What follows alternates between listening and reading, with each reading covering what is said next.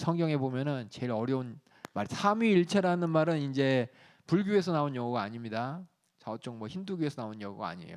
우리 성경에서 나오는 하나님에 대하여, 또 특별히 기독교라는 종교에서만 얘기하는 특별한 하나님에 대한 이해를 이제 삼위일체라는 말을 썼습니다. 지금 여기 나중에 하겠지만은 성경에는 삼위일체라는 단어가 없어요.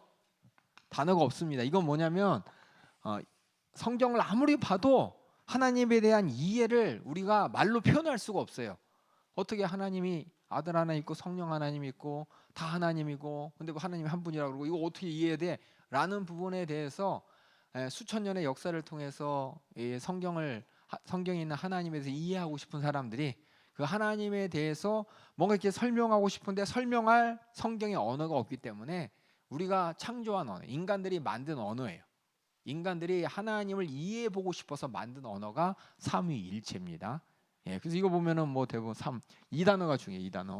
이 단어가 중요한데 이 위라는 단어가 이 땅에 없는 단어예요. 이 땅에 이걸 이해하는 사람이 한 명도 없어요. 이 위라는 것 자체가 뭐냐? 이 땅에 어떤 정의된 언어가 아니라 성경을 통해서 하나님을 이해할 수 없는데 이렇게 표현하자라고 해서 만든 언어가 삼위라는 단어예요. 위. 그래서 대부분 이제 삼위라는 단어가 위격이라는 말을 많이 씁니다. 위격이라고 이제 우리나라 말로는 위격이라는 단어를 쓰는데 이게 인격도 아니고, 인격도 아니고 가면 위가 있는데 어떻게 보면 이제 어떤 자리 잡은 위치의 언어거든요. 이게 뭐냐? 하나님께서는 아버지와 아들과 또 성령으로 이렇게 우리에게 이해된다는 거예요. 이해되는데 문제는 한 분이라는 거예요. 한 분. 이거 한 분, 일체가 이제 한 분인데 한 분이라는 거예요. 아니 어떻게 아버지와 아들과 세 분이라고 하면서 어떻게 한 분이라고 할 수 있느냐라고 할 때 그 세 분이 우리가 생각하는 세 분이 아니라는 겁니다. 우리가 생각하는 각각의 세 분이 아니라 우리는 그렇게 하나님께서 보여주셨지만 하나님의 실체, 하나님의 차원에서는 우리가 생각하는 그 정도의 어떤 구별된 세 분이 아니라 이해할 수 없는 어떤 형태라 그럴까요? 이해할 수 없는 어떤 관계라 그럴까요? 우리가 이렇게 하면 이게 뭘까요? 원이죠, 그렇죠? 근데 제가 이것을 이제 이렇게 그렸지만 이렇게도 그릴 수 있어요. 이거 3차원으로 나타내면은 이걸 위에서 본 걸 수도 있고, 그렇죠? 이걸 위에서 본 걸 수도 있잖아요. 그렇죠? 여기서 보면은 얘도 원이고 얘도 원이에요, 그렇죠? 그리고 옆에서 보면은 어떻게 돼요? 얘는 네모예요, 네모, 그렇죠? 얘는 삼각형이고, 그렇죠? 이게 뭐냐면은 같을 수도 있고 다를 수도 있다는 거예요. 이게 뭐냐면 어느 차원에서 이것을 이해하느냐에 따라서 예를 들면은 이 세상의 물체도 우리의 관념도 다른 형태가 우리가 이해할 삼각형 맞는데 그 이상의 차원이죠. 마찬가지로 하나님도 이 위라는 것이 단지 세 분이라는 것 이상의 어떤 관계로 계신 분이다라고 해서 사람이 아니라 신학자들이 이거를 위라는 단어를 사용해서 이제 표현하자라고 해서 삼위일체 이 자체가 우리가 하나님을 이해했어 삼위일체 하나님이야라고 이해해서 삼위일체를 쓰는 게 아니라 그 단어 자체가 뭐냐면 우리가 표현할 수 없지만 하나님은 우리가 이해하는 것 이상의 이런 아버지 하나님, 아들 하나님, 성령 하나님의 어떤 우리가 이해하지 못할 이런 관계 가운데 이 땅에 아버지로 아들로 성령으로 나타나셨지만 우리는 한 하나님이다. 하나님 한 분이시다라는 거를 이게 참 인간의 머리로 이해해보겠다고 수많은 사람이 붙잡아 들고 이렇게도 표현하고 저렇게도 표현하고 엄청나게 어떤 사람은 이거 봐봐 자 세이클로바 있잖아 세이클로바 떡잎이 세 개지만 이거 클로바 하나잖아 이거 맞는 거야 이게 삼일체야 어떤 사람은 이렇게 하고 어떤 사람은 이렇게 하면서 저 봐봐 저쪽에 뭐야 시냇물 강물 나중에 바다 이게 뭐 각각 부르지만 사실상 큰 물의 흐름이 하나잖아 이게 삼일체야. 세상 사람이 별의별 방법으로 설명하고 싶었어요. 삼일체에 대해서. 근데 다 틀려요. 이게 우리가 이해해보고 싶은 여러 가지 이 땅의 방법으로는 하나님이 아버지와 아들과 성령의 관계를 절대 표현할 수가 없습니다. 표현할 수 없고 구속의 역사까지 나타나시고 말씀하신 것을 통해서 우리는 하나님에 대해서 그만큼만 알면 되는 거예요. 그만큼밖에 알 수 없어요. 이게 우리의 차원의 한계라는 겁니다. 그만큼 뭐냐 하나님은 이 어려운 단어를 뭐였잖아요. 신비라는 써요. 신비라는 단어를 써서 우리 이성의 우리 이해 차원을 뛰어넘는 그렇죠? 우리가 이해할 수 없는 영역이 계신 우리를 초월하신 하나님이다라고 표현하는 것이 삼위일체입니다. 간단하게 여러분께 말씀드렸고, 그래서 여러분들이 어서 와서 삼위일체에 대해서 뭐 안다고 막 설명하는 사람 있으면은 그 사람은 그냥 오해하는 거예요. 이런 단어가 나오니까는 이걸 가지고 자기 방식대로 써먹으면서 수많은 사람들이 자기 방식대로 막 설명하는 거예요. 자기 방식대로 설명하면서 삼위일체, 그러면서 지덕체, 이 세 개가 하나가 돼서 온전한 인격이 되고 막 별의별 얘기 다 하잖아요. 세 개만 되면 삼위일체 다 갖다 붙여요. 뭔가 세 개 좋은 거 있어서 좋은 영향을 미치면은 다 그냥 갖다 붙여 삼위일체 쓰는데, 사실 그 어원의 기원은 이 기독교 안에, 그렇죠, 성경 안에 하나님을 설명하고 싶은데 도저히 인간의 머리로 이해하지 못하는 그런 영역의 관계가 있다는 것을 표현하고 싶어서 삼위일체라는 단어를 쓴다고. 이거 이렇게 설명해 주는데 없어요, 여러분. 그러니까 이렇게 이해하시면 돼요. 이 삼위일체에 대해서 뭣도 모르고 쓰는데 되게 많아요. 여러 가지 문학 작품, 시, 또 여러 가지 타종교에서도 막 삼위일체 막 쓰는데 그런 거 아니라는 겁니다. 여러분 여기까지 이해하시고, 미리 제가 이제 떡밥을 다 깔았습니다. 이제 우리 한번 삼위일체 하나님에 대해, 성경은 하나님에 대해서 어떻게, 아버지와 아들과 성령이신 그 하나님에 대해서 어떻게 설명하고 있는지. 첫 번째 질문이, 하나님은 세 분이면서 어떻게 한 하나님일 수 있을까? 성경을 읽다 보면은 똑같이 우리 인간이 이해하는 수준은, 아니 하나님 한 분이라며, 근데 아버지 하나님, 아들 하나님, 성령 하나님 나오는데 이게 뭔 얘기야? 라는 질문을 해요. 이게 먼저 여기 밑에 볼게요. 그래서 하나님의, 우리가 얘기했던 이 세 분 하나님 한 분은 이거 뭔 얘기야?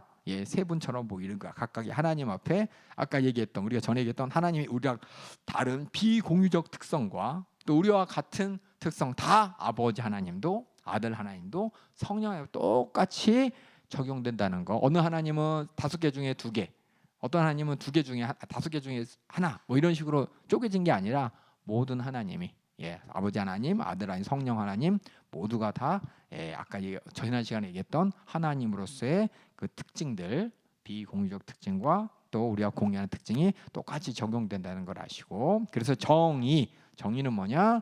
하나님, 참 어려워요. 한번 읽어볼게요. 시작. 하나님은 성부, 성자, 성령 삼위로 영원히 존재하시는데 삼위는 각각의 완전한 하나님이시다. 그럼에도 하나님은 한 분이시다. 제가 말을 잘못 표현했는데 세 분이라고 말을 하면 안 돼요. 말은 성경에 보면 아버지 하나님, 아들 하나님, 성령 하나님이시지만 세 분이라고 하는 순간 뭐냐면은 우리 인간의 표현이 돼버려. 인간의 표현으로서 하나님의 온전한 표현이 되지 않기 때문에 그 세 분이라고 안 하고 삼위라고 합니다. 삼위. 그래서 분이라는 건 각각 우리가 이해하는 차원의 각각인데, 삼위는 우리 이해 차원을 뛰어넘는 아버지 하나님, 아들 하나님, 성령 하나님이라고 이해를 하는 용어가 삼위예요. 그리고 저도 이제 이게 뭐냐면, 이거 잘못하면은 이단에 빠져. 이단에. 이따 나중에 보겠지만은 이걸 이제, 그래서 여러분 잘 들을 때 어디 가서 아버지 하나님, 아들 하나님, 성령 세 분 하나님이십니다. 그러면은 이렇게 봐야 돼요. 세 분 하나님이 아니라 한 하나님이지만 아버지 하나님, 아들 하나님, 성령 하나님으로서 삼위로 계십니다. 이게 이제 어떻게 보면은 맞은 표현이에요. 이따 이제 살펴보겠지만, 이걸 세 분으로 하는 순간에 뭐냐? 우리의 구원에 대한 모든 이해가 다 무너져 버리는 수가 있기 때문에 좀 이따가 다시 나누도록 할게요. 그래서 삼위라는 말을 여러분이 잘 보시오. 이거는 우리가 이해할 수 없는 세 아버지 하나님, 아들 하나님, 세 하나님, 그리고 또 30론 되니까 아버지 하나님, 아들, 성령 하나님의 어떤 관계와 이해할 수 있는 그런 위치를 삼위라고. 그럼에도 불구하고 하나님은 한 분이시다. 그래서 삼위일체라는 용어를 쓰고, 그죠? 영어로는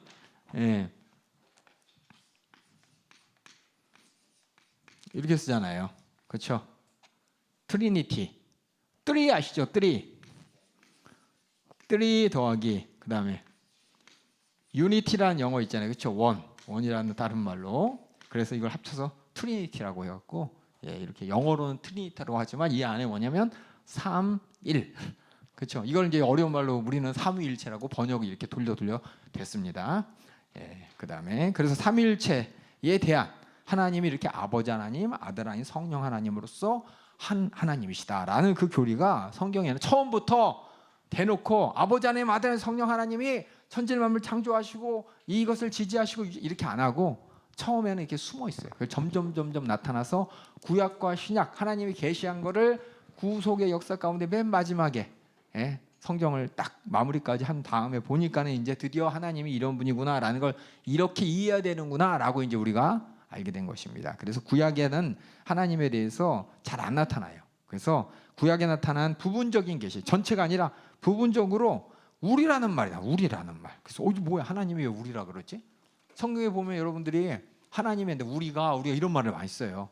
분명히 하나님이 한 분이라 그러는데 이스라엘 백성들한테 우리가 그러면 도대체 뭔 얘기야? 하나님이라 얘기야? 어떤 사람들은 그걸 가지고 뒤에 나오겠지만 우리는 하나님하고 천사하고 같이 얘기하는 거야. 복수니까 하나님은 한 분이니까 우리랄 누가 있겠어? 천사가 있겠지. 그래서 그렇게 얘기하는 경우도 있는데 한번 성경을 볼게요. 그래서 성경에는 한 번도 삼위일체라는 단어가 언급되지 않았습니다. 없어요. 아예 없어요. 그래서 특히 구약에는 전혀 어떻게 세 분 하나님이라고 이렇게 세 분이라는 그 정확히 알 수 있는 어떤 길이 잘 안 보여요. 하지만 하나님은 영원한 삼위로 존재하는 하나님으로서 암시하는 거죠. 암시. 나중에 보니까 나중에 이제 신약까지 다 보고 예수 그리스도로 또 아버지의 뜻이 이루어지고 성령을 통해서 그 복음이 전해진 역사를 다 보고 나서 다시 구약을 보니까 이렇게 하나님이 암시해 놨구나. 명확하지 않지만 이미 표현하셨구나라는 구절이 있어요. 이제 대표적인 구절이 창세기 1장 26절입니다. 한번 우리 읽어주세요. 우리의 형상을 따라 우리의 모양대로 우리가 사람을 만들고 이런 말이 있어요. 우리라는 말이에요. 창세기 처음에 딱 펴자마자 하나님께서 우리라는 말을 써요. 우리. 이걸 가지고 이제 여호와 증인부터 시작해서 퀘스천 마크가 들어서 자기 방식대로 해석합니다. 그러면서 이단이 시작돼요. 그래서 우리라는 게 뭐냐? 그래서 여호와 증인이나 여러 이제 이단들이 우리는 하나님이 한 분이시니까 천사 아니겠어? 천사. 그래서 우리는 뭐냐? 하나님과 천사의 형상의 모양을 따라 지음받았다라고 얘기해버려요. 우리 인간이 하나님의 형상의 모양에 따라 지음받은 영적 존재로서 하나님과의 관계를 맺는 이런 하나님의 형상의 모양에 따른 특별한 존재다가 아니라 하나님과 천사의 어떤 공통적인 특징을 닮아서 이 땅에 육신으로 우리를 만들어서 이렇게 돼버리면 이게 잘못된 거라는 겁니다. 근데 이렇게 이제 삼위일체 이 하나님에 대해서 자기 마음대로 이해하는 사람들, 또 우리에 대해서 자기 마음대로 이해하는 사람은 거기서부터 시작되는 거예요. 우리 인간은 천사의 모양이 따라 지음받아. 그래서 우리 죽어서 천사 되는 거야. 이런 얘기하고 아시겠어요? 그러니까 이런 것들 여러분이 오해하지 말라고 제가 적었습니다. 이외에도 성경에 보면은 또 다른 구절이 있어요. 창세기 우리 3장 22절 한번 읽어볼까요? 창세기 3장 22절 다 같이 한번 읽어볼게요. 시작. 여호와 하나님이 가라사대 보라 이 사람이 선악을 아는 일에 우리 중 하나같이 되었으니 그가 그 손을 들어 생명나무의 실과들 따먹고 여기도 우리 중 하나 되었다고. 우리 중 하나 되었다 그랬죠? 그러니까는 하나님과 천사 중에 하나처럼 된 건가? 선악과 따먹어서? 그게 아니죠? 이게 뭐냐 이게 우리라는 거 뭔지 모르지만 하나님이 복수네. 이거 왜 그러지? 이거 의문문을 가졌지만은 그거에 대해 성경의 구약에는 어떤 설명이 없기 때문에 우리는 그냥 넘어가야 돼요. 그 다음에 우리 창세기 11장 7절에도 있어요. 한번 읽어볼까요? 밑에 시작. 자 우리가 내려가서 거기서 그들의 언어를 혼잡하게 하여 그들로 서로 알아듣지 못하게 하자 하시고 이게 바벨탑 그렇죠? 바벨탑 쌓았을 때 하나님께서 하신 목소리가 우리가라고 하니까 우리라면 하나님 말고 천사인가? 계속 그렇게 생각하게 하는데 아니라는 겁니다. 또 있어요. 우리 이사야서 6장 8절 한번 읽어볼까요? 시작. 내가 또 주의 목소리를 들은즉 이르시되 내가 누구를 보내며 누가 우리를 위하여 갈고 그때 내가 가로되 내가 여기 있나 나를 보내소서. 누가 우리를 위하여 갈고 할 때 우리가 이제 그렇죠? 하나님을 그 목소리로 선지자로서 누가 가야 되냐라고 했을 때 우리라는 단어를 쓴 걸 보면은 이게 뭐지 갑자기 성경에 우리가 왜 나왔나? 근데 나중에 우리는 뭐냐? 나중에 여기 있는 많은 성경을 읽고 예수 믿고 하나님의 그 구원의 섭리를 아는 사람들은 정확하게 삼위일체라는 말은 모르지만 우리가 하나님께서 신약에 나타났던 성부 하나님, 성자 하나님, 성령 하나님을 이렇게 우리라고 표현했구나라는 것을 이제 이해하게 된 겁니다. 그걸 알고 이제 성경을 보면은 구약의 모든 예언들이 그리스도에 대한 예언, 바로 하나님의 아들에 대한 예언이요, 하나님에 대한 예언이라는 것을 우리가 알게 돼요. 그래서 예시로서 옆에 보면 이제 볼까요? 예시로서 시편 우리 45편 6절, 7절 이게 보면 이제 예수님이 어떤 분인지에 대한 설명이 나타나요. 한번 우리 혜순이 전사 읽어주세요. 하나님이여 주의 보좌가 영영하며 주의 나라의 홀은 공평한 홀이니이다. 왕이 정의를 사랑하고 악을 미워하시니 그러므로 하나님 곧 왕의 하나님이 즐거움의 기름으로 왕에게 부어 왕의 동류보다 승하게 하셨나이다. 왕의 하나님, 하나님께서 어떤 왕에게 기름을 부어서 이 땅에 있는 왕보다 훨씬 더 위대한 왕을 만드신다는 이런 구절이 있어요. 근데 이 구절이 뭔지를 구역 사람들은 잘 모르는데 이게 누구냐? 바로 그리스도에 대한 적용으로서 우리가 알 수 있는 것이고, 시편 우리 110편 1절 한번 읽어주세요. 여호와께서 내 주에게 말씀하시기를 내가 내 원수로 내 발등상 되게 하기까지 너는 내 우편에 앉으라 하셨도다. 이게 뭐예요? 이게 뭐예요? 여호와께서 내 주께 말씀하셨다. 내 주가 누군데요? 이게 어려워요. 여호와께서 다윗이 지금 시하는 거예요. 다윗이 전화 받으세요. 누구예요? 이게 사람이 주여할 수 있는 분은 하나님밖에 없습니다. 다윗이 뭐라 그러냐면 여호와께서 내 주께 말씀하시기를. 그런데 구약 사람들이 보면서 이게 뭔 얘기야? 하나님이 계신데 다른 주를 다윗이 부르네? 다른 분을 하나님으로 인정하네? 이게 뭔 뜻이야? 이해가 안 되는 부분이에요. 예수님이 이 땅에 오신 다음에 바로 다윗이 그 당시에 시를 쓸 때 하나님을 보고 그리스도를 바라보면서 쓴 시구나라고 기억하고, 예수님도 그렇게 얘기하는 거예요. 다윗이 나에 대해서 얘기할 때 나한테 주라 그랬잖아. 주면 누구겠어? 하나님 아니겠어? 나 하나님이야 라고 예수님께서 자기 자신을 하나님의 아들로서 하나님의 권위를 주장할 때 이 단어를 인용하셨어요. 그래서 이거 참 어려운 단어지만 이렇게 내 주, 그게 바로 성부 하나님과 성자 하나님에 대한 얘기였구나 라는 걸 나중에 예수님이 직접 오셔서 설명도 하시고 제자들이 성경에 기록하였습니다. 그 다음에 이사야서 63장 10절 한번 읽어주세요. 그들이 반역하여 주의 성신을 근심케 하였으므로 그가 돌이켜 그들의 대적이 되사 친히 그들을 치셨더니. 구약에 보면은 성령이라는 단어보다 성신이라는 단어를 씁니다. 근데 영어로는 같은 말이에요. 히브리어도 같은 말이고 우리나라 말에만 구약을 성신, 신약을 성령이라고 썼는데 주의 성령, 그냥 하나님이 근심하면 됐지 왜 주의 성령을 근심하게 됐나? 라고 하지만 이게 뭐냐? 이미 신약까지 다 읽고 성령의 역사까지 다 우리에게 보여주신 하나님의 구속 역사를 바라보니까 지금 이게 이제 하나님과 성령님을 인격적으로 상대하면서 이렇게 말한 거구나라고 나중에 알게 된 거예요. 나중에. 그래서 근심하시는 성경은 이게 근심할 만큼 새로운 하나의 독립, 어떻게 보면 인격이라는 거죠. 아버지 하나님과 성자 하나님과 구분되어 있는 성령 하나님이시라는 걸 또 이사야에서 이미 이렇게 얘기했었다는 겁니다. 또 이사야서 48장 16절 한번 읽어주세요. 너희는 내게 가까이 나와 이 말을 들으라. 내가 처음부터 그것을 비밀히 말하지 아니하였나니 그 말이 있을 때부터 내가 거기 있었노라 하셨느니라. 이제는 주 여호와께서 나와 그 신을 보내셨느니라. 그렇죠. 나와 그 신, 나는 이제 이사야고 신은 성령님이죠. 이렇게 성령에 대해서 이렇게 얘기했던 구절이 있습니다. 잠언에도 있어요. 잠언에는 우리 예수님을 지혜로 의호하나, 지혜로서 어떻게 의노화법 써면서 독립된, 여기 위격이라고 썼죠. 인격이 아니라 죄송해요. 하나님과의 구분된 그런 존재로서 이렇게 설명하셨어요. 한번 잠언서 우리 22장 31절 22절부터 31절까지 한번 읽어주세요. 여호와께서 그 조화의 시작 곧 태초에 일하시기 전에 나를 가지셨으며. 나가 누군지 보세요. 읽어주세요.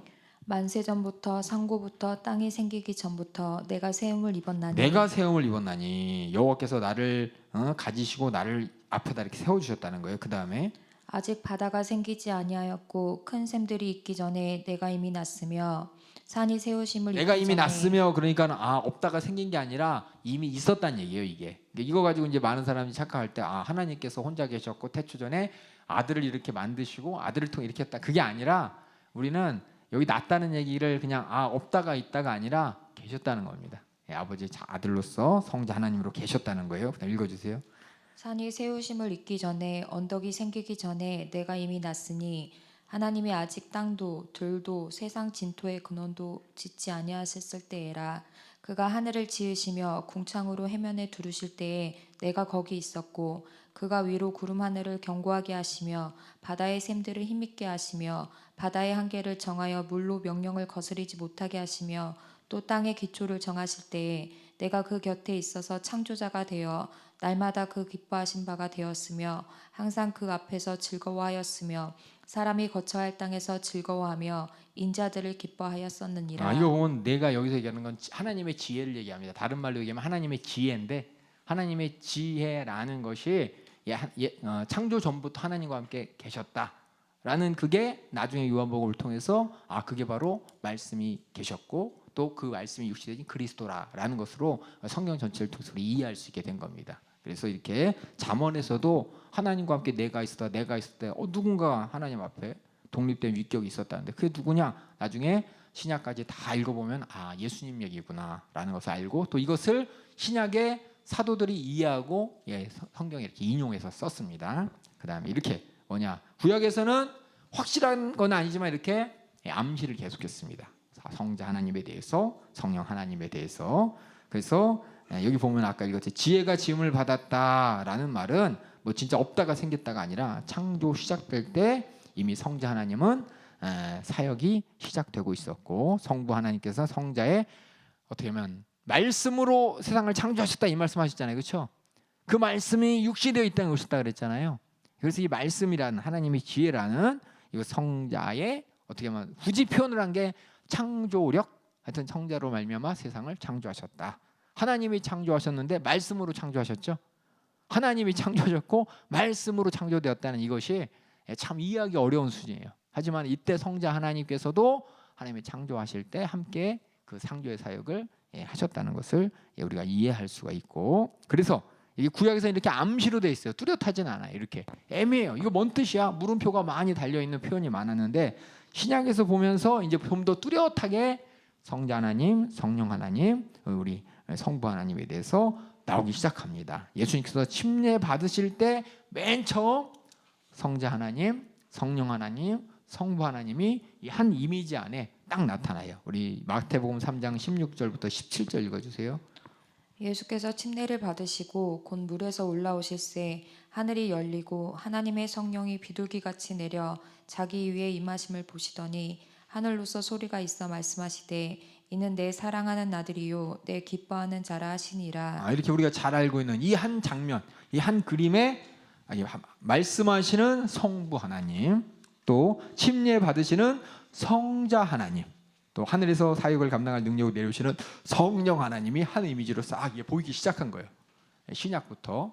그래서 이렇게 하나님에 대해서 우리 뚜렷하게 성자 하나님 누구 이건 모르지만은 이렇게 성자 하나, 성부 하나님, 성자 하나님, 성령 하나님의 이 구속의 역사로 말미암아 우리가 구원받았구나라는 걸 알고 있습니다. 그래서 이렇게 이거 외에도 예수님께서 마지막에, 그렇죠? 처음에 침례 받을 때도 성자 하나님, 성령 하나님, 성부 하나님의 그 이미지가 딱 보였다면 예수님 마지막 제자들에게 명령하실 때도 똑같이 나옵니다. 마태복음 28장 19절 한번 읽어주세요.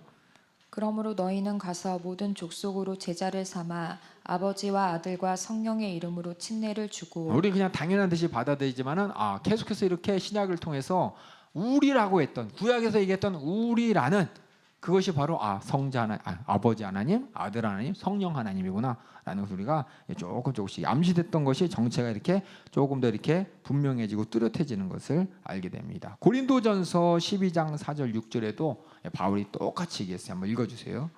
은사는 여러 가지나 성경은 같고 직임은 여러 가지나 주는 같으며 또 역사는 여러 가지나 모든 것을 모든 사람 가운데서 역사하시는 하나님은 같으니. 이렇게 성령의 은사에 대해 설명하면서 한 성령으로 또 주시는 그 주님은 성자 하나님 그리스도는 같고 또 역사하신 하나님 같다 해서 여기 똑같이 또 성령 하나님, 우리 성자 하나님, 또 아버지 하나님 이렇게 똑같이 나오는 걸 보면서 이제 점점 뚜렷해지는 거예요.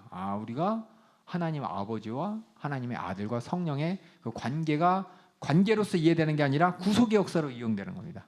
구속의 역사를 우리 담임 목사님 항상 말씀하시죠.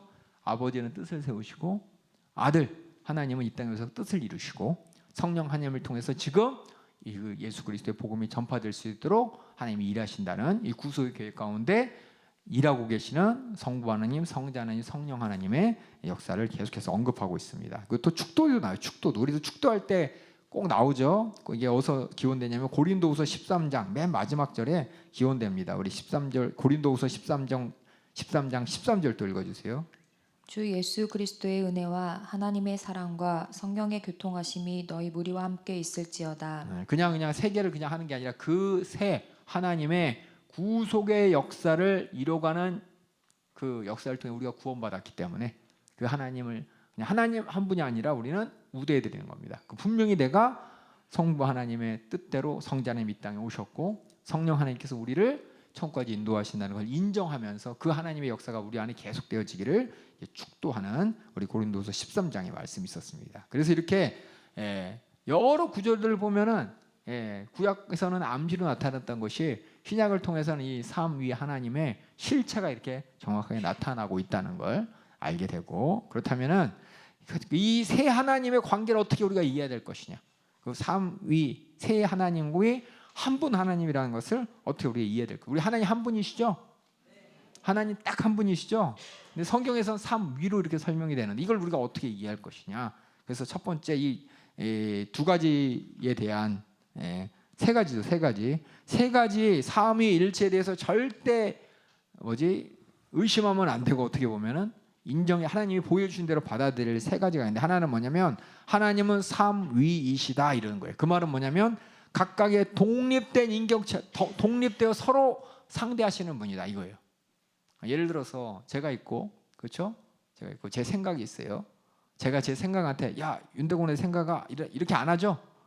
많은 사람이 그렇게 오해를 해. 하나님께서는 하나님의 성령이 있고 하나님의 말씀이 있으니까 이걸 그냥 이렇게 괜히 세 부분으로 얘기한 것 같지가 아니라 하나님이 계시고 하나님의 영이 계시고 하나님의 말씀이신 성자가 계시다는 이 각각은 뭐냐? 성자 하나님은 성령 하나님과 성령 하나님은 성부 하나님과 어떤 인격적인 관계를 맺고 계시다는 겁니다.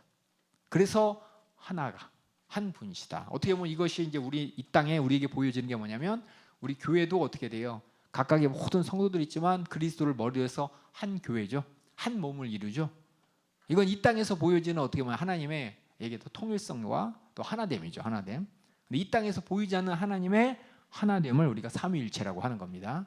각각. 그래서 성부하고 성자는 같지 않다는 거예요. 다시 말해서 많은 사람들이 그냥 아들이라고 하는 거야. 자기 말을 그냥 아들이라고 하는 거고, 하나님 말씀을 그냥 이렇게 지칭을 해서 하나님이 하는 것보다 하나님 말씀이 하면 뭔가 더 있어 보이니까 그런 거야 라고 사람들이 착각하는데, 각각의 독립되어 있는 위를 갖고 계시다는 거예요. 성부 하나님, 성경에 써 있어요. 성부 하나님과 성자 하나님이 독립되게 써 있는 것이 우리 요한복음 1장 요한복음이죠. 요한복음 1장 1절 2절 우리가 잘 알고 있는 부분. 자, 한번 읽어보겠습니다. 태초에 말씀이 계시니라. 이 말씀이 하나님과 함께 계셨으니 이 말씀은 곧 하나님이시니라. 그가 태초에 하나님과 함께 계셨고. 여기 보면은 말씀이 하나님과 함께 계셨으니 여기는 아버지 하나님이고, 이 말씀은 곧 하나님이시니라. 그가 본질이 하나님이라는 그 뜻입니다. 이렇게 성부 하나님과 성자 하나님은 어떻게 돼요? 독립된 위격으로 계시다는 것을. 그리고 그 관계는 어떤 관계냐? 사랑의 관계라고 써 있습니다. 요한복음 우리 17장 24절 한번 읽어주세요.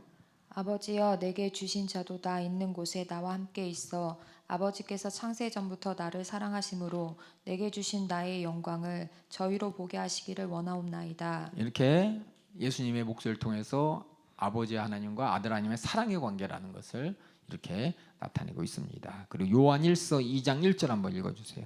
나의 자녀들아, 내가 이것을 너희에게 쓰면 너희로 죄를 범치 않게 하려 함이라. 만일 누가 죄를 범하면 아버지 앞에서 우리에게 대언자가 있으니 곧 의로우신 예수 그리스도시라. 그렇죠. 아버지와 하나님과의 관계는 사랑의 관계인 것이고, 하나님과 아버지 하나님과 또 우리 아들 성자 하나님은 우리를 위한 대언자로서 계신 분이라고 성경에 이렇게 기록되어 있습니다. 그래서 히브리서 7장 25절도 한번 읽어주세요. 그러므로 자기를 힘입어 하나님께 나아가는 자들을 온전히 구원하실 수 있으니 이는 그가 항상 살아서 저희를 위하여 간구하심이니라. 그렇게 예수님 성자 하나님은 성부 하나님께 우리를 위해서 간구하고 계신다는, 이렇게 이게 뭐냐면 성부 하나님과 성자 하나님의 관계죠. 성경에 기록된 사랑의 관계이며 또 우리의 대언자로서 우리를 위해 기도하고 계시는 분이다라는 것을 우리가 성경을 통해서 그 성자 하나님과 성부 하나님을 바라볼 때 이게 그냥 하나님의 하나님 말씀이랑 그냥 퉁친 거야 이렇게 얘기하면 안 돼요.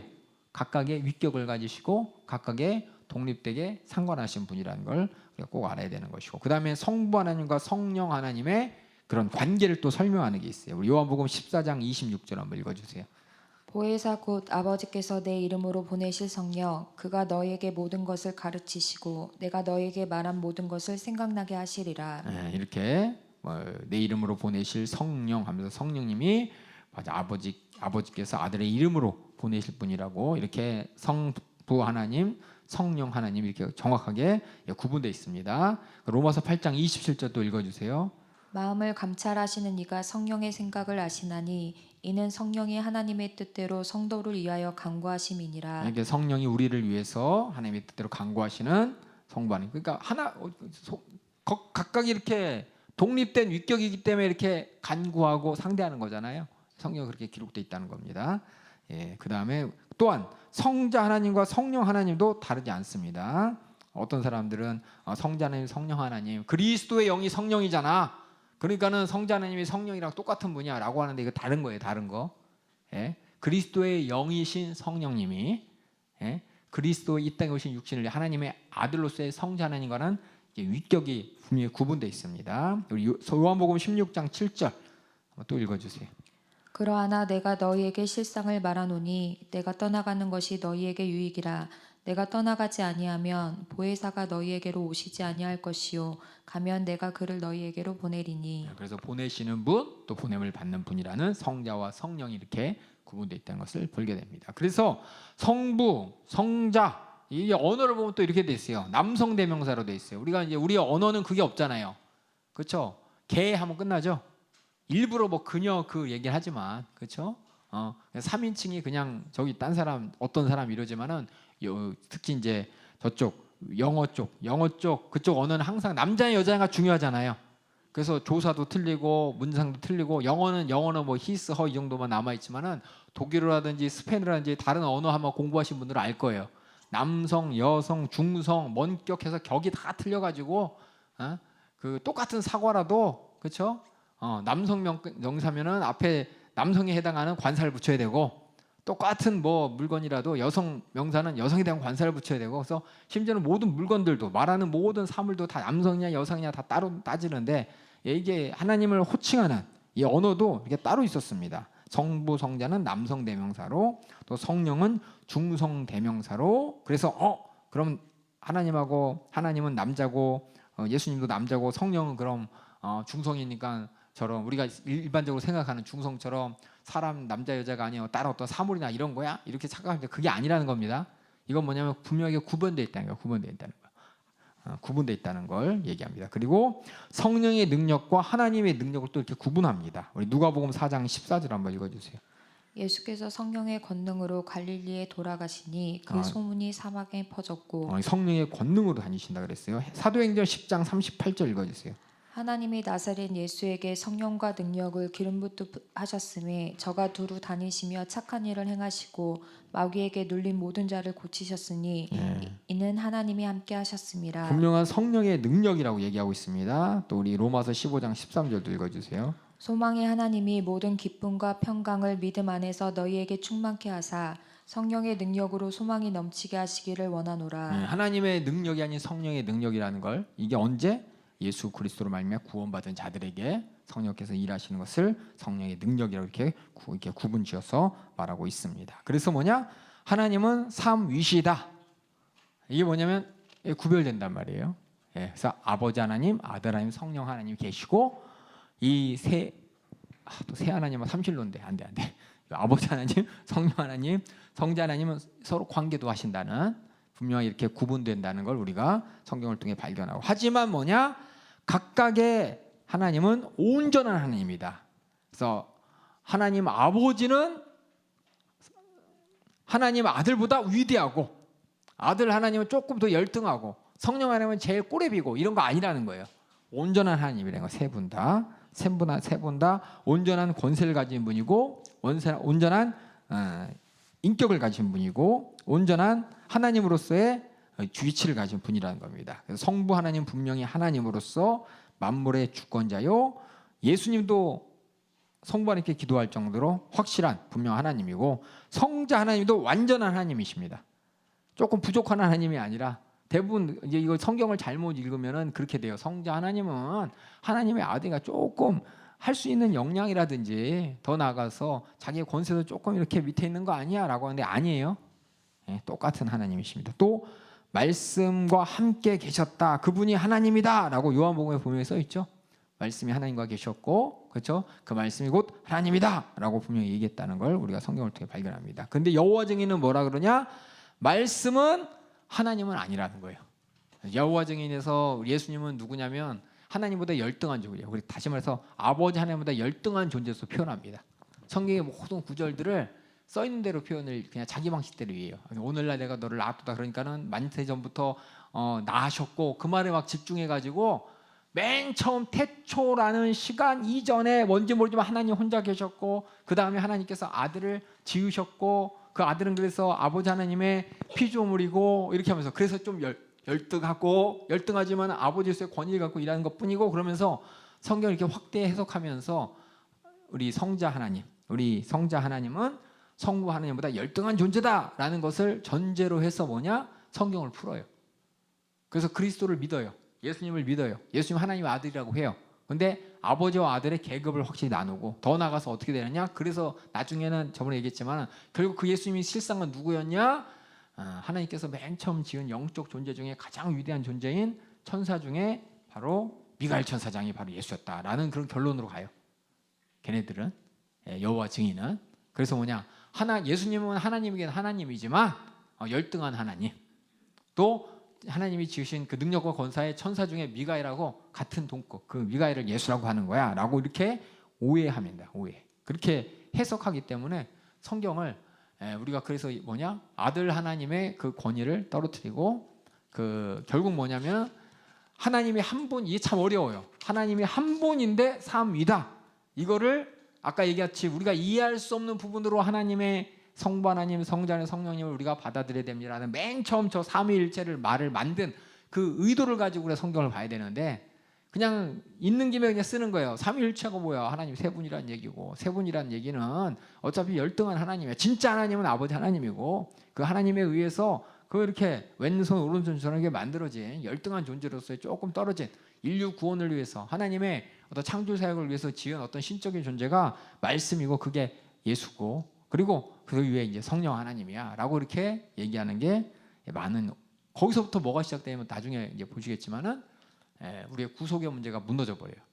하나님의 아들, 죄 없으신 하나님의 아들 우리 죄를 담당하셨다는 그 죄 없이 우리 죄를 담당할 만한 우리의 구원을 이루신 분이라는 것이 다 깨져버리면서 우리 구원이 정말 하나님이 말씀하신 대로 죄 없는 우리 죄를 담당할 만한 분이 담당한 게 아니라 하나님 피조물 중에 누군가 우리 죄를 담당한 것으로 그냥 끝나버리는 우리가 알고 있는 구원론과 다른 구원론이 나오기 때문에 우리의 구원은 그저 하나님의 아들, 독생자 하나님의 아들 하나님, 죄 없으신 하나님의 아들, 거룩한 하나님의 아들 우리 죄를 담당하시고 죽으신 분이 아니라 미가엘이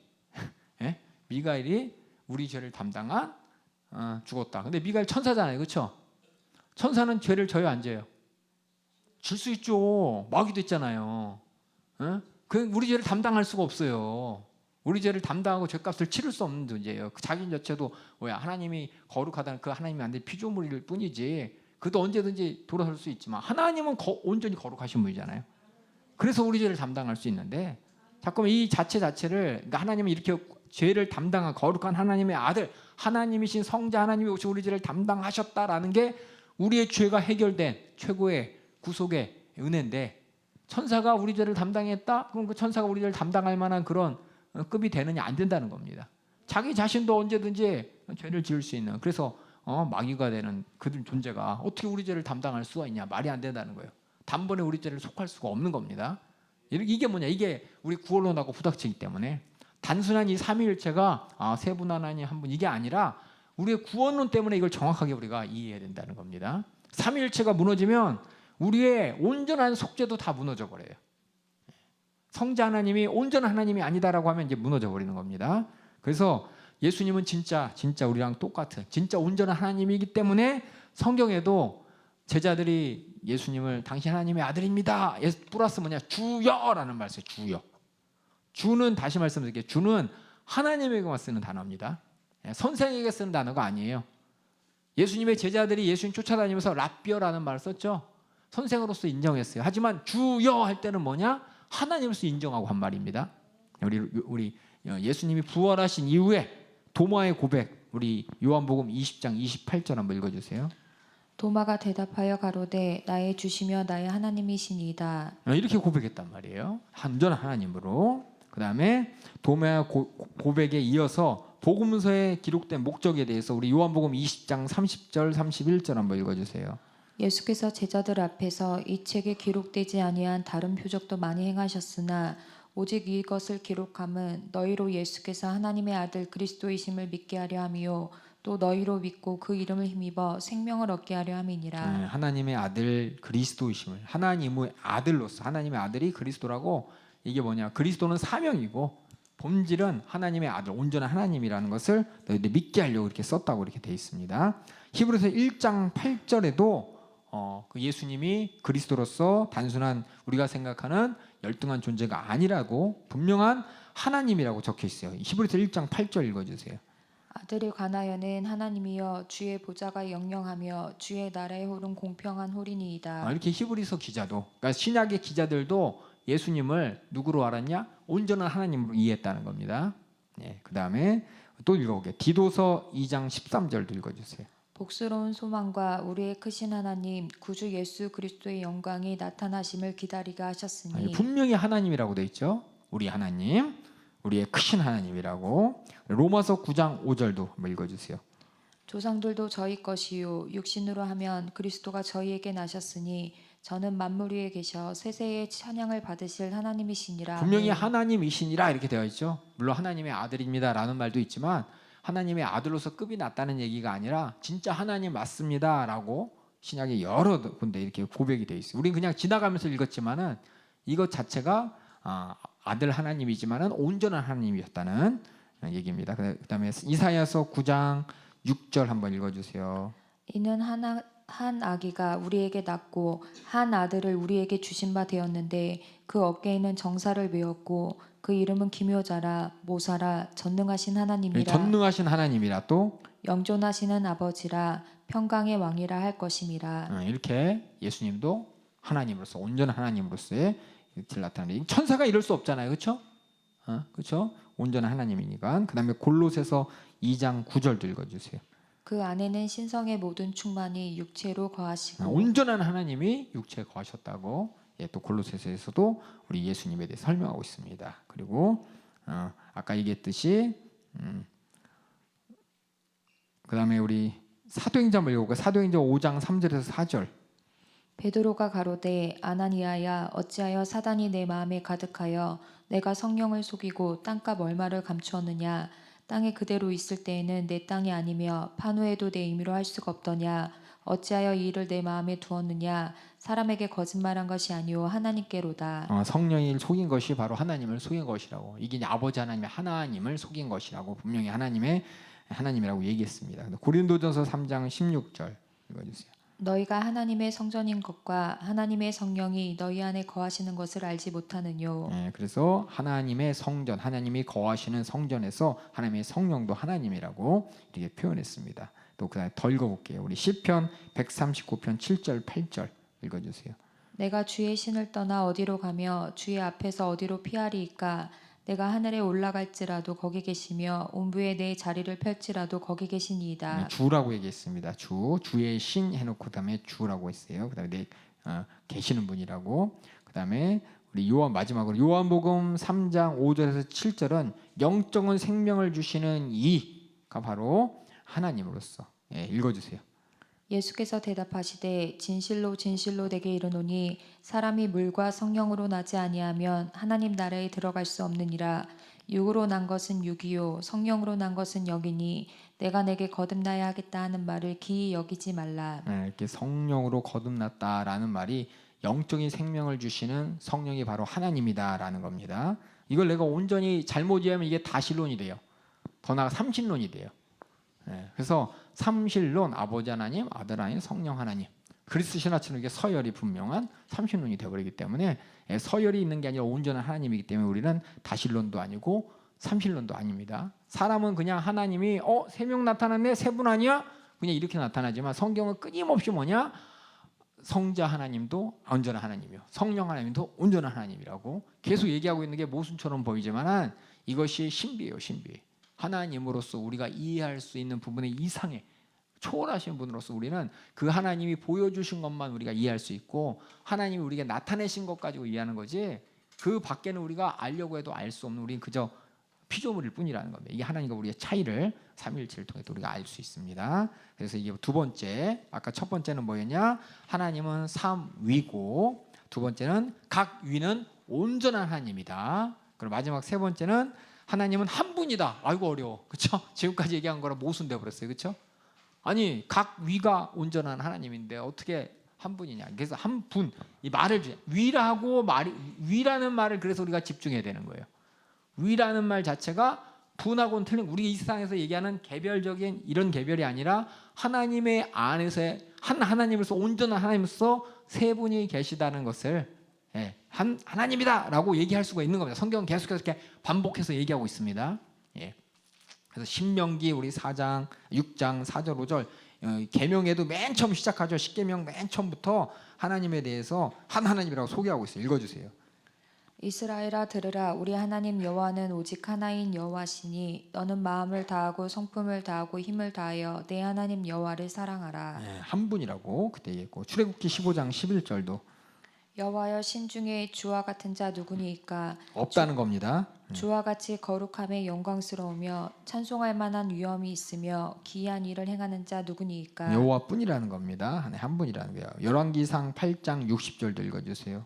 이에 세상 만민에게 여호와께서만 하나님이시고 그 외에는 없는 줄을 알게 하시기를 원하노라. 이렇게요. 그 뒤에 이제 제가 쭉 읽었던 모든 성경인데 우리 맨 마지막 우리 야고보서 2장 19절 한번 읽어볼까요?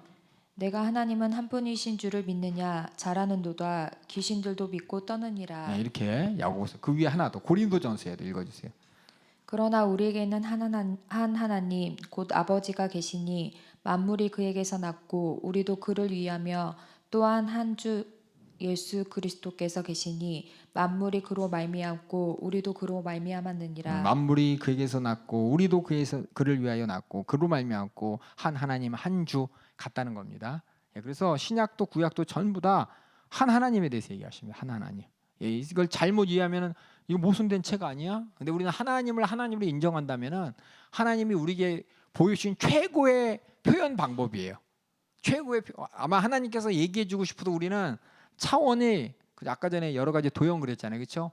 야 이거 사각형, 네가 볼 때는 원이지만 사실 원기둥이야. 원기둥이 뭔데요? 저는 3차원 몰라요. 2차원밖에 몰라요. 그래서 3차원에 대해서 얘기해도 모르는 것처럼 하나님의 차원에 대해서 하나님이 어떻게 아버지 하나님으로서 아들 하나님, 성령 하나님으로 계시는지에 대해서 우리가 우리는 설명을 못해요. 이렇게 그 인간 차원으로 경험되는 아버지 하나님, 아들 하나님, 성령 하나님 세 분으로 보이지만 세 분처럼 보이지만 사실은 삼위라는 더 높은 차원의 인격으로 계시는 분이시오. 확실하게 우리 차원에서 얘기할 때는 한 하나님으로서, 우리 차원이 아니라 모든 차원에서 한 하나님으로서 우리가 인정돼야 된다는 거. 그래서 요 세 개예요. 이거 모순 같지만 맞는 겁니다. 그래서 세 분하면 틀려요.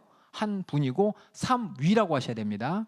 각 위는 온전한 하나님이시고 하나님은 한 분이십니다. 이게 왜냐하면 여러분이 잘 모르겠지만 이런 것이 왜냐하면 이단 때문에 나오고, 이단 때문에 삼위일체 자체가 이단 때문에 만들어진 설명법이에요. 그래서 이 삼위일체라는 이 세 개, 삼위로 계시고 한 하나님, 각자가 다 온전한 하나님이시고 하나님 한 분이다.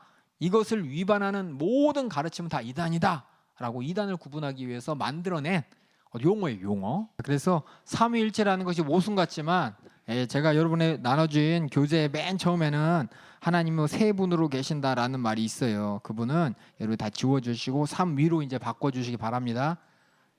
세 분이 아니고 삼위입니다. 그래서 하나님은 삼위로 계시고 각 위는 온전한 하나님이시고 그럼에도 하나님은 한 분이시다라는 것을 이게 삼위일체라는 성경 전체를 이렇게 정리한 거예요. 왜냐하면 이단 때문에 어떤 사람들이 이거 맨 처음에 하나님은 삼위가 아니다라고 주장하는 사람이 있어요. 그 사람을 뭐라 그러냐? 그 어떻게 주장하냐? 하나님께서 시대에 따라서 여호와로 나타났다가 그리스도로 나타났다가 성령으로 나타나 한 하나님인데 이름만 바꾼 거다. 가면만 이렇게 싹 양태론이 그래서 양태론이란 말을 써요. 이것을 부인하게 되면은 이걸 양태론이라고 합니다. 양태론. 양 어려운 말죠. 태가 막 여러 가지로 변한다는 뜻이에요. 가면론이라고 생각합니다. 가면론. 그래서 무대에서 배우가 1인 3역 하잖아요.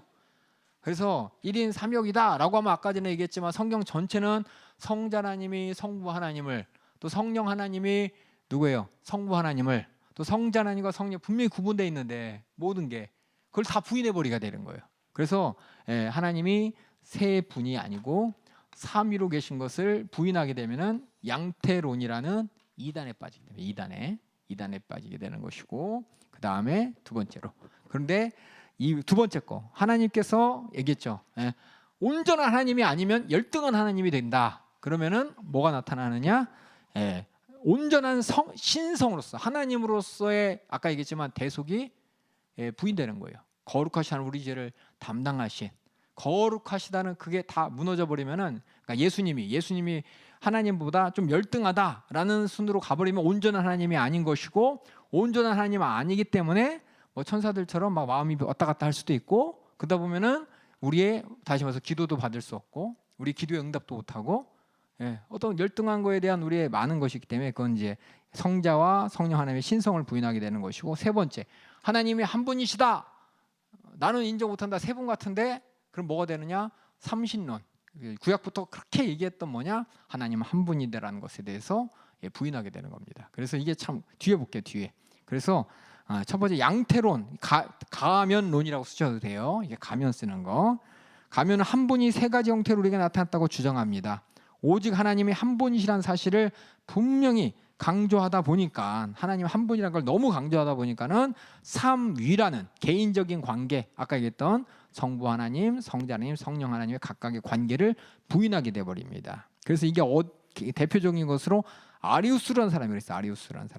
아리우스 사람은 성자와 성령의 두 번째 죄송해요. 그리고 온전한 하나님이다 이걸 부인하게 되면은 아리우스라는 사람이 맨 처음에 성경을 보면서 아무리 내 머리로 이해해 보려니까는 성자 하나님, 성령 하나님은 온전한 하나님이 아니야. 하나님보다 좀 급이 떨어진 하나님이야. 제우스가 있으면 그 밑에 여러 신들이 있잖아요. 그렇죠? 그것처럼 하나님이 이렇게 급이 낮은 신처럼 하면 완전한 신성을 부인하게 되고 완전한 신성을 부인하게 되면은 여기 성경의 모든 것을 부인하게 돼요. 그 부인한 이유가 뭐냐? 독생자라며. 독생자면은 성부에서 존재된 거 아니야? 성경을 오해하는 거예요. 하나만 보는 거 하나만 보는 거 오늘날 너를 낳았다 그 말 하나만 보고 다른 성경에 있는 모든 것들을 무시하고 한 구절만 집중하다 보면은 예수님은 독생자라며 성부에 의해서 존재하게 됐으니까는 성부 하나님보다 열등한 거 아니야? 성경에 보니까 먼저 나신 자라며 첫 열매가 되는 특권이 있다며 그럼 처음에 하나님이 창조한 피조물 아니야? 라고 하면서 성자 종속설이라 그래서 성자는 아버지에게 종속되어 있다. 이 말은 열등하다 이 얘기예요. 열등하다. 그러다 보면서 또 뭐가 나오냐? 더 나아가서 예수님은 신이 아니. 더 나아가면 어떻게 하냐? 예수님은 신이 아니다. 그냥 수많은 것 중에 하나님이 택한 어떤 특별히 선택된 자일 뿐이다. 라면서 이렇게 이제 예수님이 뭐냐? 우리가 똑같은 사람인데 하나님께서 특별한 영을 집어 넣어가지고 나중에 나와요. 예수님이 하나님의 아들로서 온전한 하나님이 아니라 하나님보다 열등한 존재로서 하나님이 창조한 피조물에 불과하다 라면서 예수님의 온전한 신성을 부인하게 돼서 이렇게 양자론까지 가게 되는 것이 바로 두 번째 모든 삼위는 온전한 하나님이다 라는 것을 부인하게 되면 그렇게 됩니다. 그래서 삼위일체의 교리의 중요성이 우리 신앙의 핵심이 먼저는 뭐냐? 자, 아까 얘기했지만 예수님이 온전한 하나님이 아니라면 그렇죠? 아니라면 어떻게 했냐? 피조물인 예수가 우리를 어떻게 구원할 수 있겠냐는 거예요. 그리고 우리가 어떻게 구원을 위해 피조물 예수님께 의지할 수가 있겠냐 이게. 그래서 우리 예수님의 이름으로 기도하고 예수님을 나의 주라고 부른 이 모든 신약교회, 그렇죠? 초대교회에 있던 모든 이야기들 또 성경을 통해 나타난 우리의 신앙 고백이 다 헛거가 되어버린다는 겁니다. 그리고 어떻게 우리가 예수님께 예배할 수가 있냐? 오직 하나님만 경배받을 뿐인데 어떻게 예배할 수 있냐? 예배할 수 있지. 뭐 천사도 예배 받잖아, 숭배 받잖아. 이단들이에요. 이단이 천사 숭배고 2단이 마리아 숭배고 2단이 베드로 숭배예요. 예수님 정도야 뭐 숭배 할 수도 있지. 하나님보다 열등하지만 안 돼요. 하나님 외에는 다른 거 섬기면 안 된다고 했기 때문에.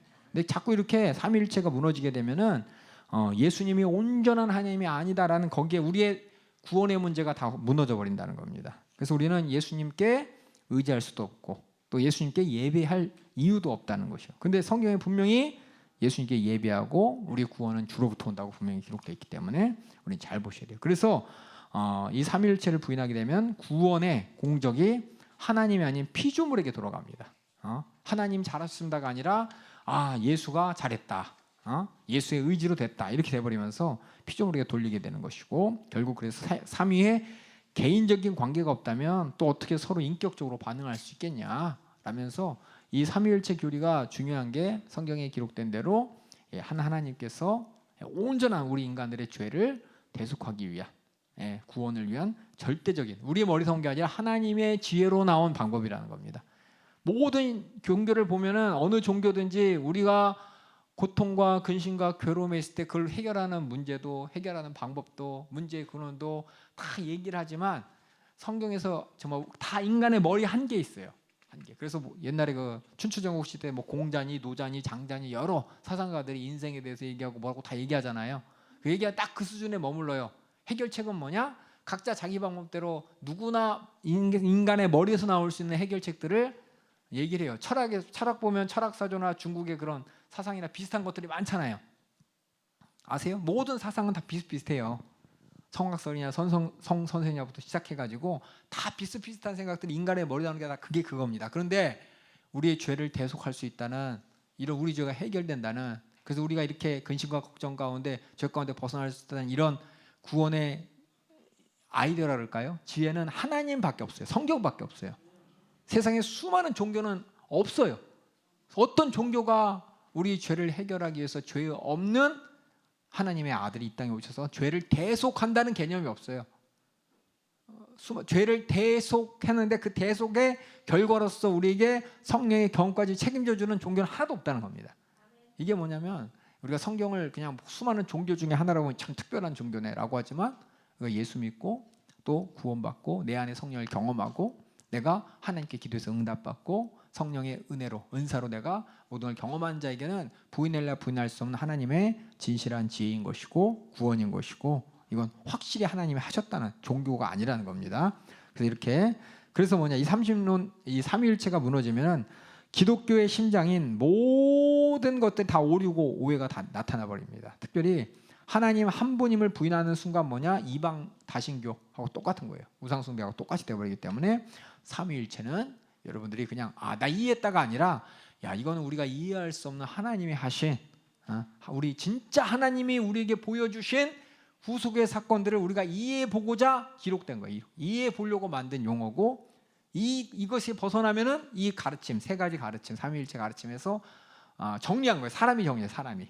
사람들이 머리를 모아서 정리하면서 어떻게 예수님이 하나님보다 열등하다고 할 수 있어? 어떻게 하나님께서 가면을 쓰면서 짜증나 탔다고 할 수 있어? 그러면서 하나님이 자기 자신을 속인 거야? 성부 하나님께 성자 하나님 하나님께서 이거 쇼한 거야? 쇼한 거 아니라는 거예요. 하나님 말씀은 진리이고 그렇기 때문에 각각의 하나님이 온전한 하나님이요, 우리 죄를 대속한 거룩한 하나님이요, 또 각각의 관계가 있는 하나님이요, 그 하나님으로서 온전히 한 분 하나님이시다라고 우리는 얘기해야 된다는 겁니다. 다신교가 돼서도 안 되는 것이고, 그렇죠? 다신교가 돼서도 안 되고 가면론이 돼서도 안 되는 것이고, 또 예수님께서는 하나님보다 열등한 존재가 돼서도 안 되는 것이고, 성령 하나님 열등한 존재가 되어서 어떻게 보여? 우리 죄를 그렇게 열등하게, 그렇게 그냥 아무렇지도 않게 그냥 우리 죄를 대속하신 것이 아니라는 겁니다. 그래서 이 세 가지를 잘 보실 때 그런 문제가 나와요. 어떤 사람이 뭘 오해했냐? 하나님은 한 분인데 가면 쓰고 나와서 이렇게 하신 분이다. 그럼 이 첫 번째 걸 오해한 것이고, 예수님이 하나님의 아들로 하나의 피조물인데 하나님께서 구원의 사역을 맡기기 위해 이루기 위해 만들어 놓은 피조물이고 창조물인데 좀 위대할 뿐이다 라면 이것이 틀린 것이고, 그렇죠? 아니 하나님 성경에 써 있잖아. 성자 하나님, 성령 하나님, 거기 세 분이 하나님이 한 분 아니야, 세 분이야. 구약에서 잘못한 거야 라고 한다면 우리가 전체가 성경 전체가 다 으스러져 버리고 다신교처럼 돼버리고 또 이방 종교처럼 돼버리기 때문에 이 세 가지 사실을 여러분이 성경 전체를 통해 나타나는데 우리 인간의 지혜와 인간의 이해는 안 돼요. 그렇죠? 하지만 성경은 그렇게 표현하고 있습니다. 그렇게 구속의 역사를 이루어 주시고 또 우리를 천국까지 인도하십니다. 이것이 우리 성경, 기독교에서 우리 하나님을 이해하는 방법이에요. 그래서 D번 볼게요. D번. 성부 하나님, 성자 하나님, 성령 하나님 어떤 구분이 있는가? 그래서 여기 보면 삼위일체 각위는 세상과 관계에서 각기 다른 활동을 지닌다고 성경에 기록되어 있죠. 창조 가운데서도 다르게, 구속의 역사 가운데서 다르게. 창조 같은 경우에는 아버지께서 아들을 통해서 전진 만물을 창조하시고 성령을 통해서 이 모든 것을 운영하신다고 성경에 기록되어 있고, 구속 같은 경우는 아버지가 뜻을 세우시고 아들은 그 구속을 이루시고 성령은 그 소식을 우리에게 경험시켜주면서 확증시켜주고 전하시는 분이다. 이렇게 각각의 창조의 사건도 구속의 사건도 이렇게 속성은 동등하지만 각각의 역할이 좀 이렇게 종속되어 있는 것처럼 보일 뿐이지 한 온전한 하나님이시라는 겁니다. 그 두 번째, 삼위일체 각위는 영원히 성부, 성자, 성령으로 존재하십니다. 창조 때도 그랬고 구속이 때도 그랬다고 성경에서. 우리 에베소서 1장 3절부터 4절 한번 읽어주세요. 찬송하리로다. 하나님 곧 우리 주 예수 그리스도의 아버지께서 그리스도 안에서 하늘에 속한 모든 신령한 복으로 우리에게 복 주시되 곧 창세 전에 그리스도 안에서 우리를 택하사 우리로 사랑 안에서 그 앞에 거룩하고 흠이 없게 하시려고. 여기 보면 아버지께서 그리스도 안에서 하늘에 속한 모든 신령한 복을 우리에게 복 주셨다라면서 복에 대해서 말씀하고 있고요. 로마서 8장 29절 한번 읽어주세요. 하나님이 미리 아신 자들로 또한 그 아들의 형상을 본받게 하기 위하여 미리 정하셨으니 이는 그로 많은 형제 중에서 맏아들이 되게 하려 하심이니라. 그러니까 하나님의 구속의 사건 중에서 예수님께서는 맏아들이 되어서 우리 모두가 그 맏아들의 큰 형님이죠. 큰 형님의 형상을 본받아 하나님의 자녀가 될 수 있도록, 하나님의 기뻐하시는 자가 될 수 있도록 미리 하셨다라면서 이렇게 이미 창조 전에 하나님께서는 구속의 계획을 세워 주셨다고 얘기하고, 구속의 때는 어떻게 했냐? 우리 요한복음 3장 16절 읽어주세요. 하나님이 세상을 이처럼 사랑하사 독생자를 주셨으니 이는 저를 믿는 자마다 멸망치 않고 영생을 얻게 하려 하심이니라. 하나님과 독생자가 이렇게 구분돼서 존재하고 있고, 갈라디아서 4장 4절도 읽어주세요. 때가 참에 하나님이 그 아들을 보내사 여자에게서 나게 하시고 율법 아래 나게 하신 것은. 이렇게 존재에 있어서는 다시 온전한 하나님으로서 동등하지만, 온전한 하나님이라 우리가 다 하나님으로서의 모든 성품과 속성과 또 위치와 권세를 다 갖고 있지만 창조 때도 구속 역사에서도 좀 역할에 대한, 우리 인간을 구원하기 위한 역할이 차이가 있다라는 것을 보면서, 아니 그 역할의 차이가 있는 거 보니까 다른 분 아니야 라고 하지 마시고, 우리가 하나님 앞에 나아갈 수 있는 길을, 우리가 하나님 앞에 맨 처음부터 하나님은 삼위 하나님이시고 이렇게 얘기하면 못 알아들어요. 하나님이 어떤 분인지 우리는 중요한 게 아니라 그 하나님의 은혜로 구원받았다는 게 중요한 것입니다. 구원받고 나서 그 하나님을 내가 바라본다는 것이 중요한 것이지, 그 하나님이 그래서 성자 하나님, 성령 하나님, 성부 하나님 어떤 관계인 거야, 좀 내가 좀 이해할 수 있게 좀 설명 좀 해줘. 그러면 성경에 기록된 거 이상으로 말할 게 없어요. 하나님이 이미 충분히 나타내셨습니다. 그렇게 아들 하나님, 성령 하나님, 구속의 역사 가운데 행하신 모든 걸 통해 우리를 끝까지 책임지시고 우리를 천국까지 인도하신다는 걸 우리가 믿음으로 그냥 은혜로 감사로 받아들이기만 하면 되는 겁니다. 그래서 세 번째, 하나님의 존재라는 것과 또 삼위라는 것 사이에 어떤 관계가 있느냐, 그 얘기할 수 있는 건 딱 하나예요. 온전한 하나님, 세 개의 동력대 위격이 있지만은 각 하나님은 전체적인 존재와 동일하다. 이게 뭔 얘기인지 모르겠죠? 근데 그렇다라고 우리는 이해해야 됩니다. 삼위일체 교리를 이해할 수 있냐? 결국 뭐냐? 과거에 수많은 오류들이 있었습니다. 삼위일체 교리를 단순하게 만들어서 그와 관계된 모든 비밀을 어떻게 내가 다 이해해보고 설명해보려는 노력이 있었어요. 저도 그랬어요. 저도 앞에 있는 이 사람도 저희 박사과정 들어가기 전에 삼위일체 한다고 큰 소리 뻥뻥 치면서 내가 삼위일체를 이해하면 하나님에 대해서 내가 온전 걸 이해해서 모든 사람들에게 설득력 있게 하나님의 구속의 역사와 하나님의 설명하겠지라면서 엄청나게 그거 하겠다고 큰 소리 빵빵 치다가 저는 이제 안 된다 그러고 나왔어요. 못 하겠다 그러고 나왔어요. 할 수가 없더라고요. 수많은 사람이 써놓은 책들 엄청나게 저도 많이 보고 듣고 연구하고 이렇게 따라갔었는데 답이 없어요. 다 답이 없고 그냥 각자 자기 소견만 얘기하는데 막 속 시원하게 설명해 주는 게 없어요. 저도 이제 지금 얘기한 것처럼 하나님의 신비에 대한 것에 대해 인정한 것보다 내가 워낙 교만해가지고 내가 이해해가지고 설명하면 되지. 내가 이과인데, 그렇죠? 이과 수학 상하 다 하고 미분적분 다 하고 통계도 하고 확률도 하고 복수수도 하고 열심히 해갖고 내가 이과 수학 열심히 했으니까 머리로 이렇게 이해하면 되는 거 아니냐고. 나 그런 교만함 가지고 성경을 한번 내가 다 이해해보겠다고 착각하면서 다시 하나님께서 교만을 치셔가지고 이렇게 연세중학교 와서 사역하기 시작하게 되었습니다. 그래서 삼위일체 할 때마다 저는 그 생각이 나요. 제 입장을 지금 얘기하시는 거예요. 저도 똑같이 다 이해해보겠다고 난리쳤는데 교회 역사도 그렇고 성경도 그렇고 이해할 수 없는 하나님의 신비인 것이고, 이것도 우리가 믿음으로 그저 감사로 은혜로 받아들이기만 해야 된다는 것입니다. 그래서 뭐냐, 하나님은 뭐예요?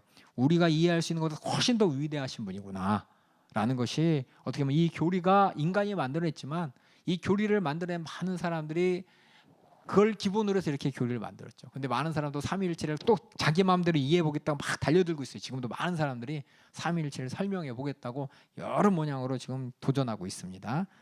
그래서 뭐냐, 이 삼위일체 이 교리를 통해서 성경에 없지만 우리 인간들이 이렇게 만들어놓은 수많은 오류에서 벗어나고 싶어서 최소한의 인간이 만들어놓은 바리케이트예요. 안전장치예요. 세 가지. 삼위로 존재하고 계시고 각위는 온전한 하나님이시고 그럼에도 하나님 한 분이시다. 이것이 참 머리로는 이해 안 되지만 하나님의 신비를 내가 믿음으로 인정하는 것이고, 그래서 하나님 앞에 겸손하게 만드는 것, 그리고 하나님께 예배할 수밖에 없게 만드는 것입니다. 이것이 모순이 아닙니다. 신비라고 합니다. 신비. 모순은 이해 절대 안 되는, 말도 안 되는 불합리다라는 것이고, 신비는 우리가 이해할 수 있는 차원을 넘어선 진리다라는 거예요.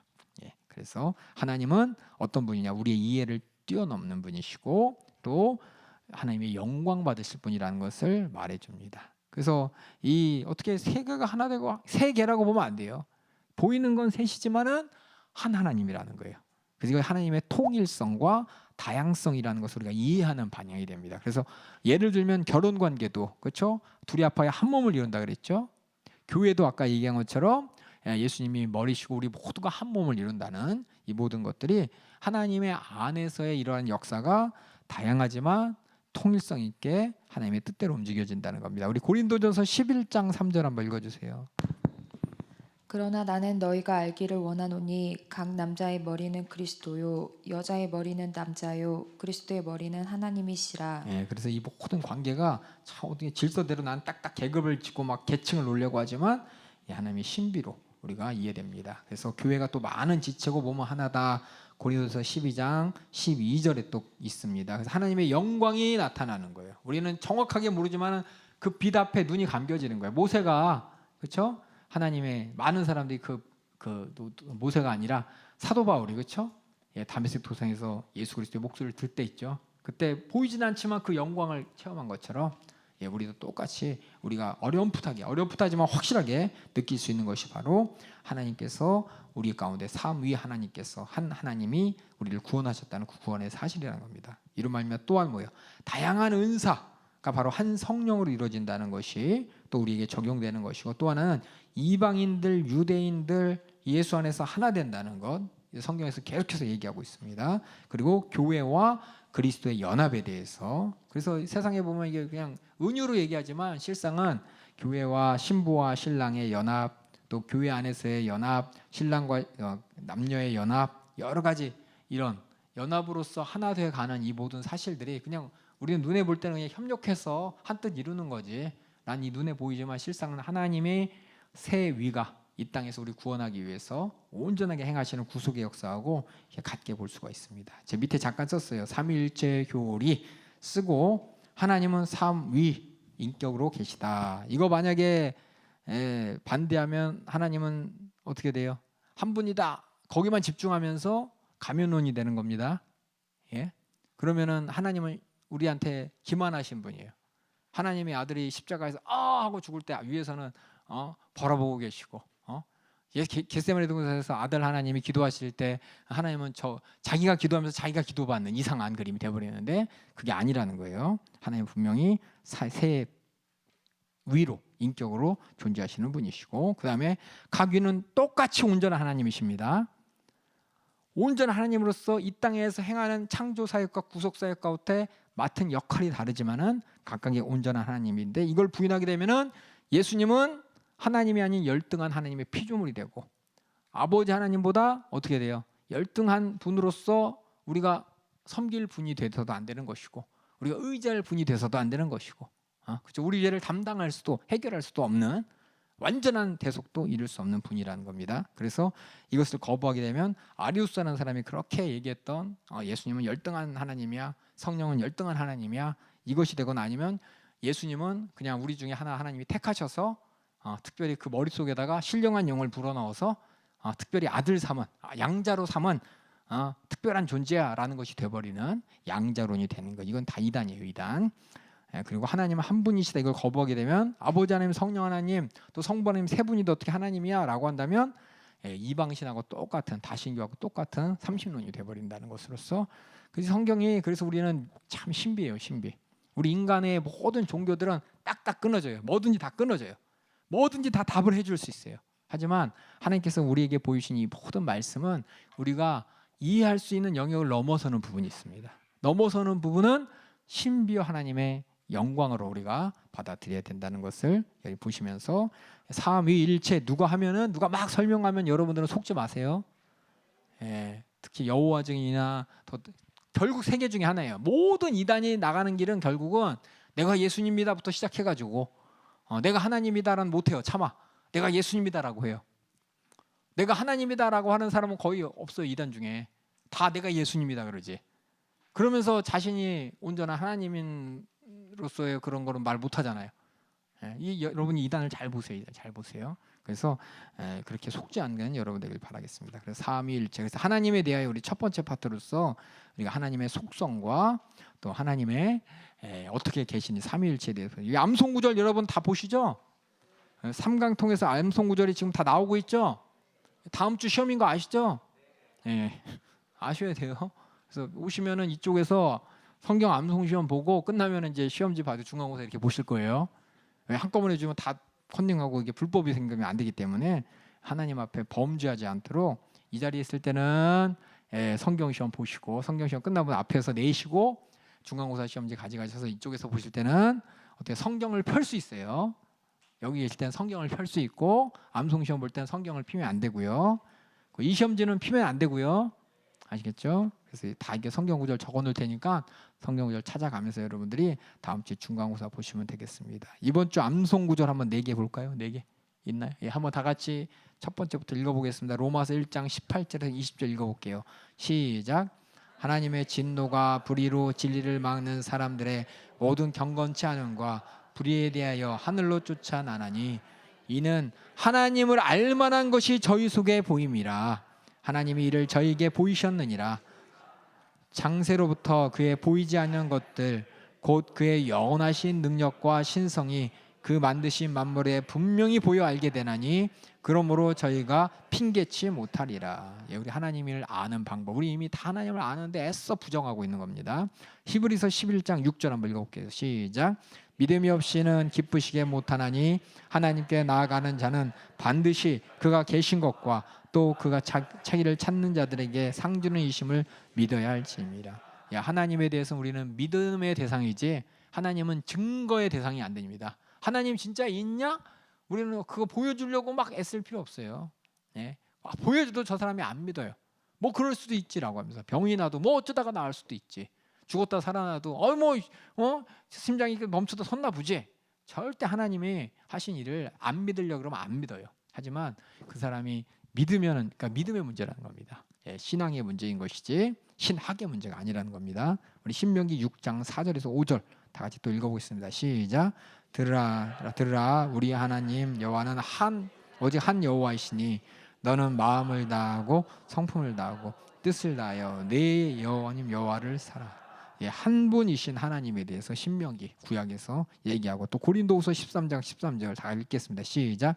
주 예수 그리스도의 은혜와 하나님의 사랑과 성령의 교통하심이 너희 무리와 함께 있을지어다. 이렇게 위로 계신 하나님에 대해서 우리가 고린도후서 13장 13절 또 함께 이렇게 읽어봤습니다.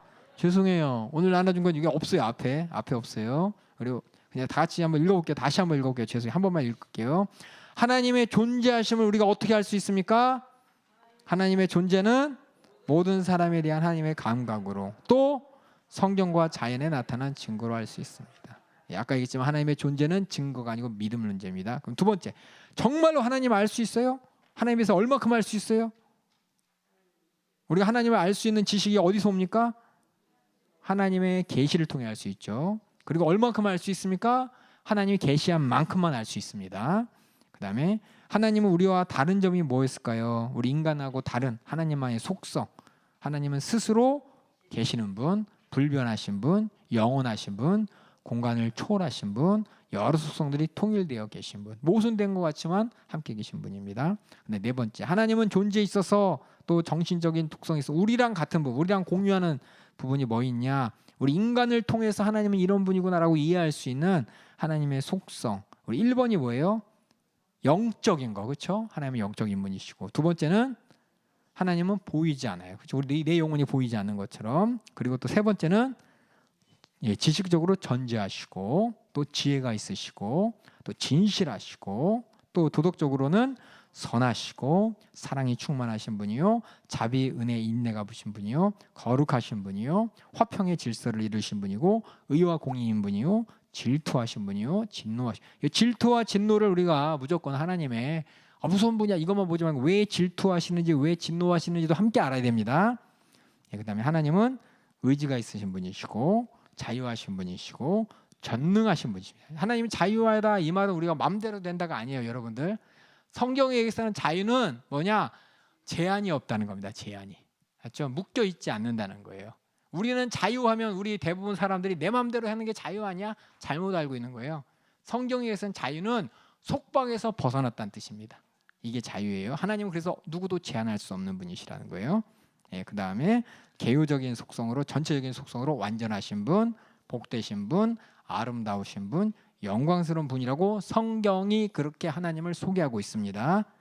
그 다음에 하나님은 세 분이면서 하나님을 어떻게 알습니까? 성경에 써 있어요, 그렇죠? 그 삼위일체 교리를 세 가지를 한번 얘기해 봅시다. 첫 번째는 뭐요? 하나님은 삼위이시다. 두 번째는 가귀는 온전한 하나님이시다. 세 번째는 하나님은 한 분이시다. 이 중에 하나라도 잘못되면은 이단이에요, 이단. 이단이 뭐냐? 우리의 구속과 하나님과의 관계가 어그러지는 겁니다. 특별히 구속의 문제가 어그러져요. 우리의 구원, 예수 믿는 첫 번째 이유가 뭡니까? 죄사함 받으려고 합니다. 죄사함 받고 천국 가려는 거예요. 죄사함 받는 이것이 쉽게 죄사함 받는 것이 아니라 하나님의 아들, 죄 없는 하나님의 아들의 속죄로 말미암는 겁니다. 우리 죄를 대속하셨기 때문인 것입니다. 그 대속에 대해서 부인한 채 다른 거 다 얘기해봤자 아무 소용없는 거예요. 그래서 우리는 그 대속에 관계된 것이 뭐냐? 예수님께서 이 땅에 온전한 하나님으로서, 그렇죠? 거룩하신 분으로서 우리 죄를 담당하고 죽으셔서 죄를 해결하신, 이것이 하나님. 예수님은 어떤 분이냐? 하나님이셔야 돼요. 그래서 삼위 중에 한 하나님이시고, 또 뭐예요? 우리의 죄를 대속하신 아들로서 육신을 입고 오신 하나님이셔야 되고, 또 그분은 우리의 찬양과 경배를 받으신 온전한 하나님이시고, 여러분이 이걸 잘 이해해 주시면 되겠습니다.